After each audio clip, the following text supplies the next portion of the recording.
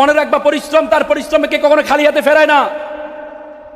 একবার একজন বৃদ্ধ মহিলা একটা কলস নিয়ে যাচ্ছে, পানি থেকে পানি নিয়ে তার তার যে শাড়ির যে আঁচল দিয়ে পানিটাকে মুড়িয়ে নিয়ে যাচ্ছে।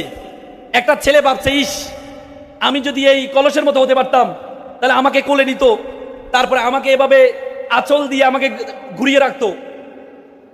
তখন সেই পাতিল বলে, সে কলস বলে, আমি তো একটা মাটির দলা ছিলাম, আমাকে মাটির দলাকে আমাকে চিবিয়ে আমাকে আগুনে ফেলে আমাকে অবয়ব দিয়ে আমাকে কলস বানানো হয়েছে, আমাকে আগুনে রাখা হয়েছে, আগুন থেকে উঠিয়ে আমাকে 30 দিন রোদে রাখা হয়েছে, রোদে রাখার পর তারপরে আমাকে বাজারে নেওয়া হয়েছে। বাজারে নেওয়ার পরে যিনি আমাকে কিনতে গিয়েছেন তিনি টকটক করে আমাকে দেখেছেন আমি মজবুত কিনা।